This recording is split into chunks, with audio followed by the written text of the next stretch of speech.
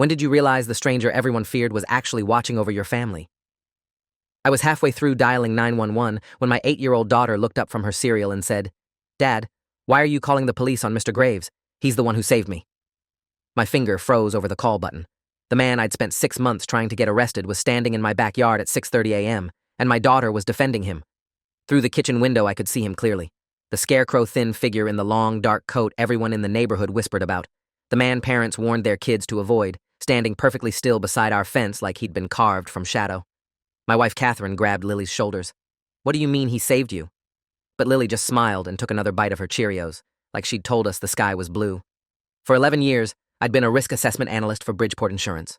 My entire career was built on identifying threats, calculating probabilities, reading patterns in data that others missed. I knew how to spot danger, and everything about the man the neighborhood called Graves screamed danger. He'd appeared on Elm Street in late September, moving into the dilapidated Victorian at the end of our block that had been empty for 3 years. No moving truck, no family, no explanation. Just him, arriving one morning like fog. He was maybe 60, gaunt, with steel gray hair pulled back tight and eyes that seemed to absorb light rather than reflect it. He never spoke to anyone, never waved. He'd simply appear at odd hours, standing in his yard at midnight, sitting motionless on his porch at dawn, walking the perimeter of the block at dusk with his hands clasped behind his back like a prison guard on patrol. Within a week, every parent on the street had the same conversation with their kids: stay away from that house. I'd first noticed him watching our house in early October. I was leaving for work around 7:15 on a Wednesday morning when I caught him standing across the street, partially obscured by the Kowalski's oak tree, his gaze fixed on our front door. My stomach dropped. Catherine was still inside with Lily, getting her ready for school. I walked toward him, ready to confront him, but by the time I crossed the street, he'd vanished. Not walked away. Vanished. I checked behind trees, between houses. Nothing. When I mentioned it to our neighbor, Gerald Kowalski, he grimaced. "That guy? He gives everyone the creeps. My wife saw him in our backyard last week, just standing there at 2 a.m., staring at our kid's window. When she turned on the porch light, he was gone." Gerald worked as a prosecutor for the county. If he was worried, I should be terrified. The incidents escalated throughout October and November. I started documenting everything in a spiral notebook I kept in my car. October 9th, 6:45 p.m., observed subject standing at the corner of Elm and Birch, facing our house for approximately 12 minutes. October 15th, 11:30 p.m., subject visible in his upstairs window with binoculars pointed toward our property.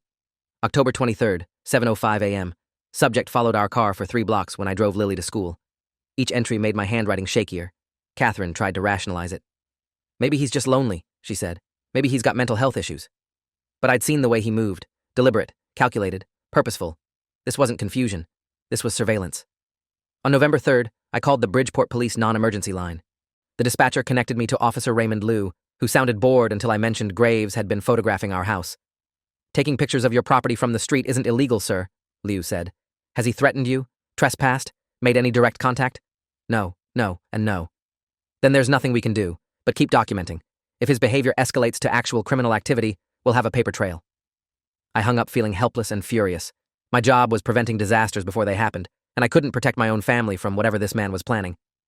The neighborhood started comparing notes. At a November block party, I learned I wasn't alone. Dr. Susan Whitmore, a psychiatrist who lived 2 doors down, had seen Graves watching her teenage son's bedroom window. "I work with disturbed individuals professionally," she said, her voice low.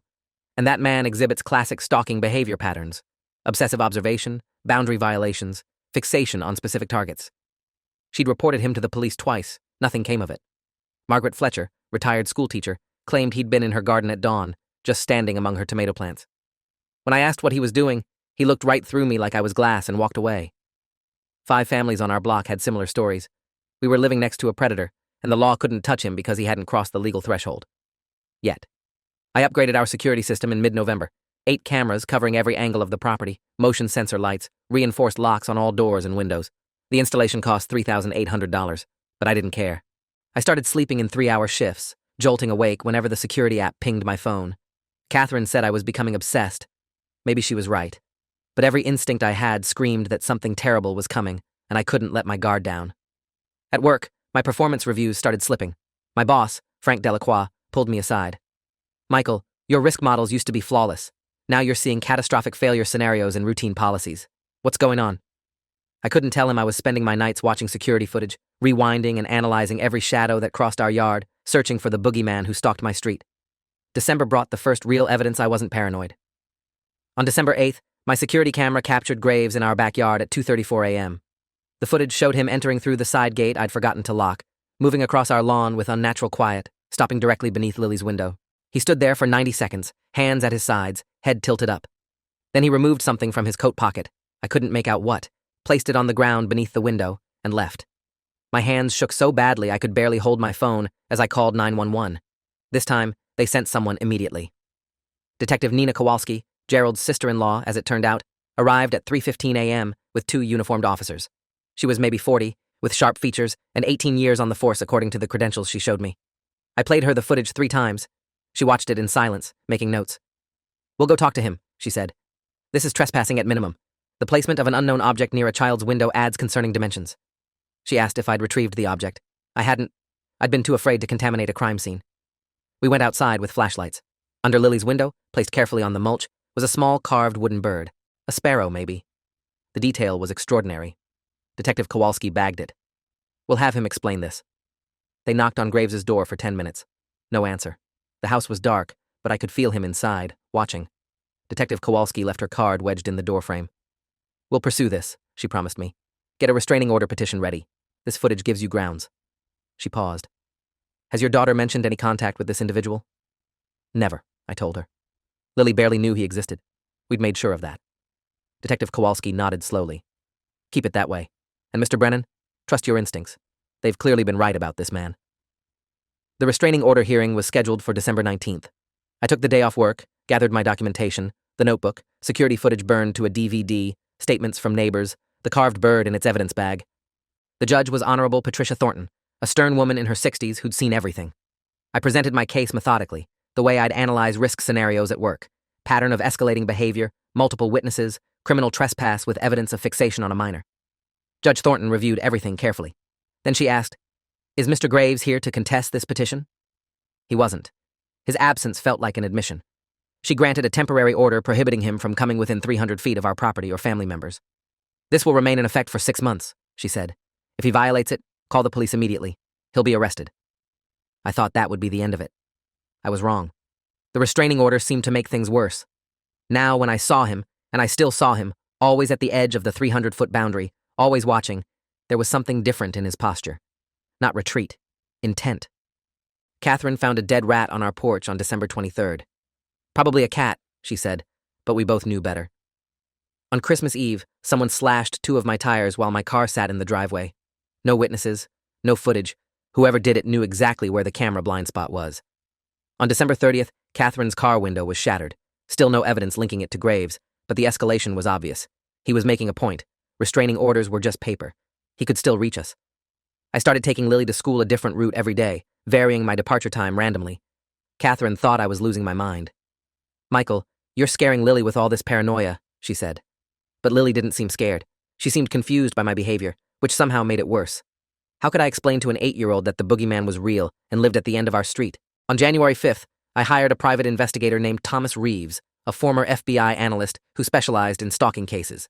He cost $200 an hour, but I needed answers. Who was this man? Where did he come from? What did he want? "Give me 2 weeks," Reeves said. "I'll find everything there is to find about your Mr. Graves." While Reeves worked, the terror escalated in ways I couldn't document. I started seeing Graves everywhere, or thought I did. A man in a dark coat at the grocery store, a figure in the parking garage at work. Once, I could swear I saw him standing in the tree line behind Lily's school during pickup, but when I ran toward the spot, there was no one. Catherine scheduled an appointment with our family doctor, worried I was having a breakdown. Dr. Alan Berkowitz had been our physician for 6 years. He ran tests, asked gentle questions about my stress levels, my sleep patterns, whether I was experiencing auditory hallucinations. "Michael, you're showing signs of severe anxiety disorder, possibly paranoid features," he said carefully.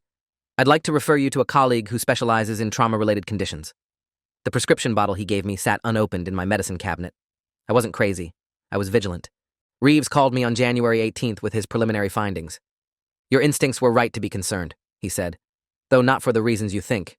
The man calling himself Graves isn't who he appears to be." My heart hammered. "He's using an alias.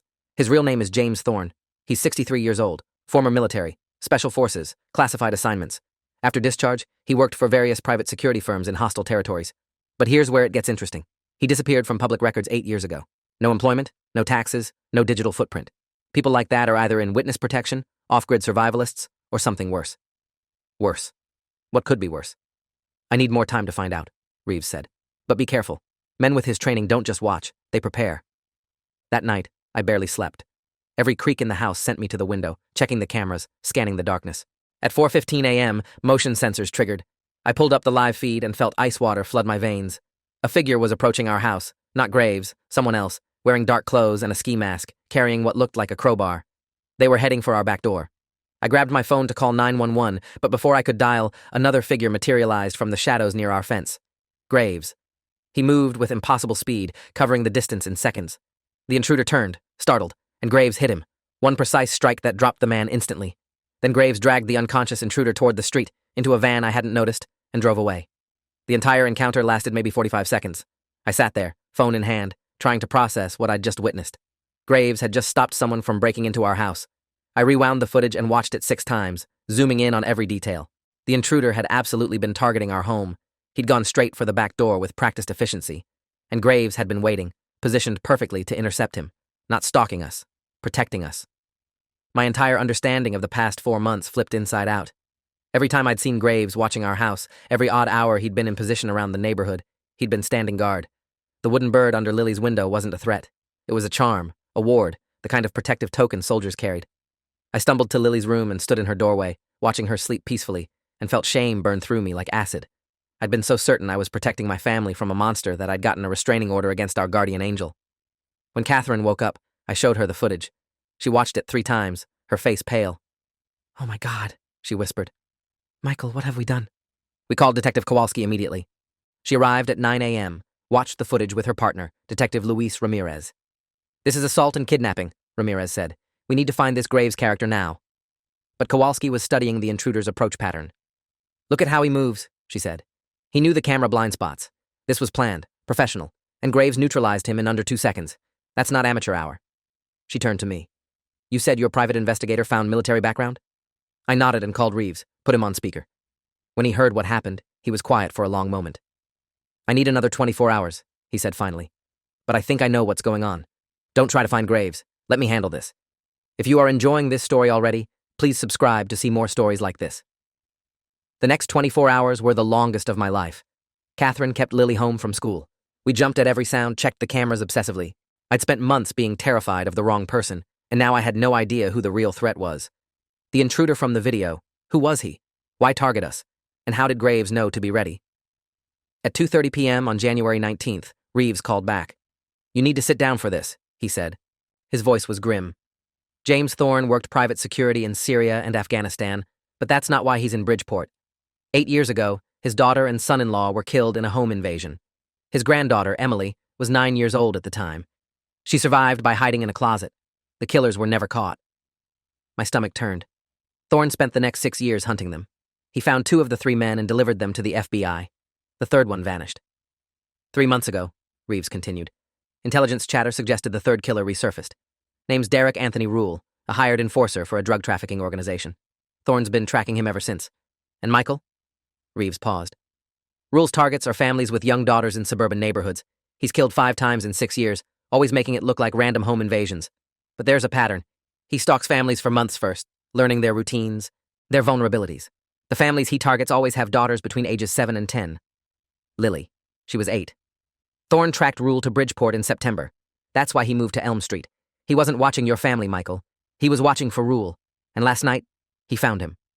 I felt like I'd been punched in the chest. Everything clicked into horrible focus. The watching, the vigilance, the strategic positioning, Graves or Thorne had been running counter-surveillance, protecting not just us, but the entire neighborhood from a serial killer. And I'd gotten a restraining order against him, forcing him to maintain distance at exactly the moment we needed him closest. "Where is he now?" I asked. "Where's Rule?" Reeves sighed. "That's the problem. Thorne's gone dark. So is Rule. I've got contacts checking hospitals, morgues, police precincts in 3 states. Nothing. It's like they both vanished." Detective Kowalski, who'd been listening, grabbed the phone. "This is Detective Nina Kowalski, Bridgeport PD. I need everything you have on Derek Rule. Photos, known associates, vehicle descriptions, everything. We're issuing a bolo immediately."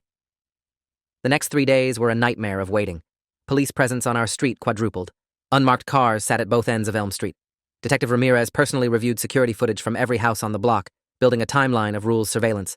It turned out he'd been watching us for 6 weeks, always careful, always just outside camera range. But Thorne had spotted him. Somehow, the old soldier had identified the predator everyone else missed and positioned himself to intervene. "Your Mr. Graves saved your daughter's life," Detective Kowalski told me quietly. "Maybe all of our lives. Rule's M.O. usually involved killing the entire family. No witnesses." She showed me crime scene photos from Rule's previous victims. I had to leave the room and vomit. On January 22nd, a body was found in a warehouse district 40 miles away. Derek Anthony Rule, dead from blunt force trauma and a single gunshot wound. The FBI took over the investigation immediately. Rule was wanted in connection with 6 murders across 4 states. Special Agent David Wu arrived in Bridgeport and interviewed me for 3 hours, going over everything I knew about Thorne. "James Thorne is a ghost," Wu said. "After his family died, he became something else. He's been hunting the people who destroyed his life, and he doesn't stop. Rule was the last one." He leaned forward. "Here's what's going to happen. Officially, Rule died in a confrontation with unknown assailants during a robbery gone wrong. We'll find no evidence linking Thorne to the scene. He's too good for that. Unofficially, your family owes that man everything. He's been standing between you and a monster for 4 months." Agent Wu showed me photos from Rule's van. Inside, they'd found detailed surveillance notes on 7 families in Bridgeport, mine at the top of the list. Photos of Lily leaving for school, of Catherine shopping, of our daily routines. Floor plans of our house that Rule had somehow obtained. Equipment for a break-in, lockpicks, night vision goggles, restraints, and a hunting knife with an 8-inch blade. "He was going to hit your house within the week," Wu said. "We found a calendar. He'd marked January 25th. That's 3 days from now." The room spun. 3 days. We'd been 3 days away from becoming another statistic, another set of crime scene photos in someone else's investigation. And the man I'd feared, the man I'd gotten a restraining order against, had been the only thing standing in the way. Over the next week, the full picture emerged. Detective Kowalski worked with FBI to piece together Thorne's operation. He'd tracked Rule to Bridgeport through a network of informants and surveillance, identified potential target families based on Rule's pattern, and positioned himself on Elm Street because we were the highest risk profile.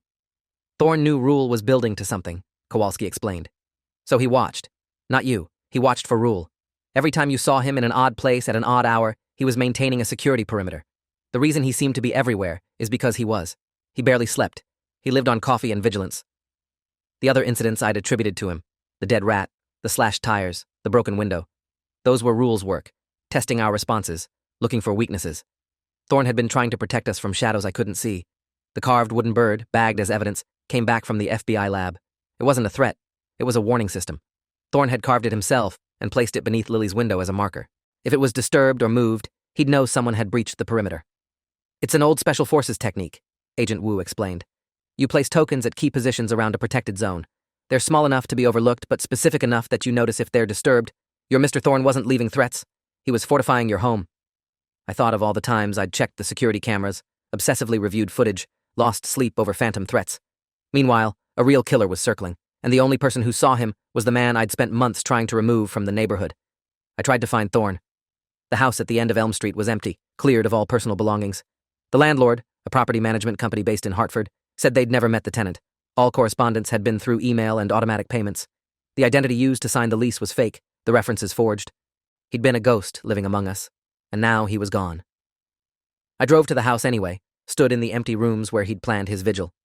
In the upstairs bedroom facing our street, I found a single item, a photograph tucked into the window frame. It showed a young girl, maybe 9 years old, with dark hair and a bright smile, standing between a couple I didn't recognize. On the back, in careful handwriting, Emily, age 9, never again. His granddaughter, the child he couldn't save. He'd been trying to save Lily because he'd failed to save Emily. Catherine found me crying in Thorne's empty house. She didn't say anything, just held me while I shook with the weight of how badly I'd misjudged everything. "We need to tell Lily," I finally said. Catherine nodded. That evening, we sat our daughter down and explained, in age-appropriate terms, that the man at the end of the street hadn't been scary. He'd been keeping her safe. Lily looked at us with those serious 8-year-old eyes and said, "I know, Daddy. I saw him one time when I couldn't sleep. He was in our yard and I got scared, but then he saw me in the window and he smiled. It was a sad smile, and he waved, just a little wave, and I knew he was okay." She'd known. Somehow, my daughter had understood what I couldn't see through my fear and paranoia. The restraining order was formally dismissed in February. Judge Thornton listened to the full story from Detective Kowalski and Agent Wu, reviewed the evidence, and quietly set aside her own ruling. Mr. Brennan, she said, the law exists to protect people from threats. Sometimes the law fails to see the difference between a threat and a protector until it's too late. In this case, you and your family are fortunate that Mr. Thorne didn't let a piece of paper stop him from doing what needed to be done. She looked at me directly. I hope you've learned that fear and caution, while understandable, are not the same as wisdom. You followed your instincts, but you were reading the wrong signs. Her words stung because they were true. The neighborhood learned the truth in pieces. The Bridgeport Journal ran a sanitized story about a fugitive being apprehended near Elm Street, but those of us who'd lived through it knew the real version. Gerald Kowalski, the prosecutor, apologized to me. I told you that guy was dangerous, he said. Turns out I was right, just about the wrong guy. Dr. Whitmore, the psychiatrist who'd diagnosed stalking patterns, was deeply shaken. I've spent 30 years studying human behavior, she said, and I completely misread this situation. I saw threat signaling where there was protective presence. It's humbling and terrifying. Margaret Fletcher, the retired teacher, planted a garden at the end of the block where Thorne's house stood. For the man who watched over us, she said simply. I spent weeks trying to process the guilt. Every time I'd seen Thorne watching our house, he'd been maintaining security. Every time I'd documented his suspicious behavior, he'd been tracking a serial killer through our neighborhood. When I'd gotten the restraining order, forcing him to keep 300 feet away, I'd created a vulnerability that nearly cost my family everything. The night Rule made his move was the night he thought he had the opening. Thorne was legally barred from close proximity. But Thorne had violated the order anyway, positioned himself in our yard, and stopped the killer. He'd risked arrest to save people who'd branded him a predator. The weight of that realization crushed me. My therapist, Dr. Ellen Vasquez, helped me understand that my response had been evolutionarily appropriate, a parent protecting his child from perceived danger. You saw the behaviors of someone conducting surveillance, she said, and you responded rationally to what appeared to be a threat. The problem is that surveillance can indicate either predation or protection, and without context, they look identical. You couldn't have known. But I should have known, I insisted. I'm trained to assess risk, to see patterns, to identify real threats. How did I miss a serial killer while persecuting the man trying to stop him? Because, Doctor, Vasquez said gently. Rule was hiding in plain sight, designed to be invisible. Thorne was visible because he wanted any real threat to see him and be deterred. You focused on the obvious presence and missed the camouflaged danger. It's a common cognitive error. Work became difficult. Frank Delacroix, my boss, knew the broad strokes of what had happened. He gave me 2 weeks off, but when I came back, I couldn't focus on risk assessment models anymore. Every scenario looked wrong. Every probability calculation felt suspect. If I could misjudge a life-or-death situation in my own neighborhood, how could I trust my professional judgment? Frank eventually moved me to a different department, less analytical, more administrative. It was a demotion in everything but title. Catherine went back to teaching 3rd grade, but she jumped at shadows for months. Our security system, which I'd installed to protect us from Thorne, stayed active. But now I understood that technology alone couldn't save us. Human judgment, wisdom, and sometimes the intervention of someone willing to stand in the gap made the difference. Lily seemed least affected, which was both reassuring and strange. She drew pictures of the quiet man who kept monsters away and left them on our front porch, as if Thorne might come back and find them. Catherine wanted to throw them away, too morbid for a child, but I kept them. They were proof that sometimes children see truth more clearly than adults. In one drawing, Lily had sketched our house with a dark figure standing guard under the stars, and a wolf lurking at the edge of the frame. The figure held a sword made of light. Under the drawing, in her careful handwriting, "Thank you for being brave." I framed it and hung it in my office, a reminder of the man I'd wronged and the daughter he'd saved. In March, I received a letter with no return address. Inside was a single sheet of paper with a handwritten note. "Mr. Brennan, you were right to protect your family. Never apologize for that instinct. I'm sorry I frightened you. I'm not good at being seen. But your daughter is safe, and that's all that matters. The world has enough monsters. We need more fathers willing to fight them, even when they're shadowboxing the wrong enemy. Take care of Lily. She has your courage and her mother's wisdom. She'll be extraordinary. JT." I read it 10 times, folded it carefully, and put it in my safe. It was the only communication I'd ever received from James Thorne, and it was an absolution I didn't deserve but desperately needed. Detective Kowalski closed her investigation in April. The official report stated that Derek Rule had been killed by unknown assailants during a criminal enterprise, and the case was handed to the FBI for further investigation into his network. Thorne was never mentioned in the documentation. "Officially, he doesn't exist," Kowalski told me. "Unofficially, he's a ghost who saves families from predators the system can't catch. There are others like him out there, I've learned. People who've lost everything and decided that if they can't have justice for themselves, they'll provide it for others. The law doesn't know how to handle people like that." She paused. "But I'm glad he was here when you needed him, even if you didn't know you needed him." Summer came. Elm Street returned to normal. Kids riding bikes, neighbors barbecuing, the rhythm of suburban life resuming. The Victorian house at the end of the block was rented by a young couple with a toddler. They painted it cheerful yellow and planted flowers. I watched them move in and felt a pang of loss for the silent sentinel who'd once occupied that space. Catherine found me staring at the house one evening. "Do you think he's doing this somewhere else?" she asked. "Watching over some other family?" I thought about it. "I hope so," I said. "Someone needs to." Lily finished 3rd grade. At her end-of-year program, she wrote an essay about heroes.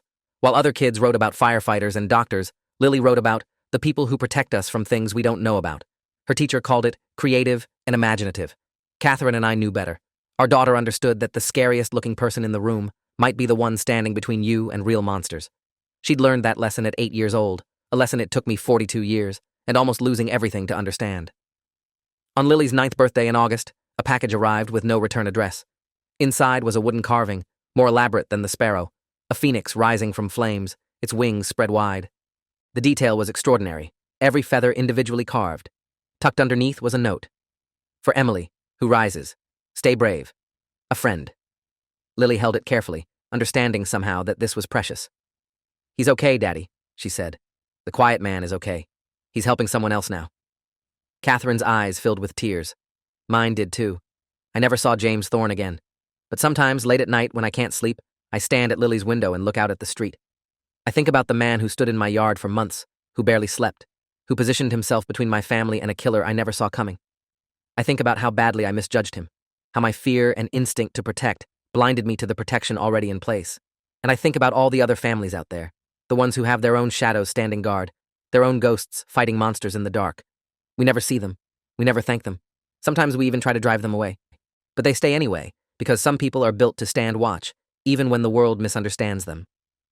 The carved phoenix sits on Lily's shelf, a reminder that sometimes salvation comes from the places we least expect, wearing the faces we're trained to fear. My daughter is 10 now. She's brave and wise and kind. She looks at strangers with curiosity instead of suspicion, asks questions instead of making assumptions. She learned that from the man everyone feared, the watcher on Elm Street who turned out to be the only one truly seeing. And every night, when I tuck her in, I whisper a quiet thank you to the guardian angel I tried to banish, the ghost who saved us anyway. I was wrong about almost everything that autumn. But I was right about one thing. Someone was watching my family. I just never understood that being watched was the only reason we survived. If you enjoyed this, you'll definitely want to see the next ones too. So subscribe now and let me know your take in the comments.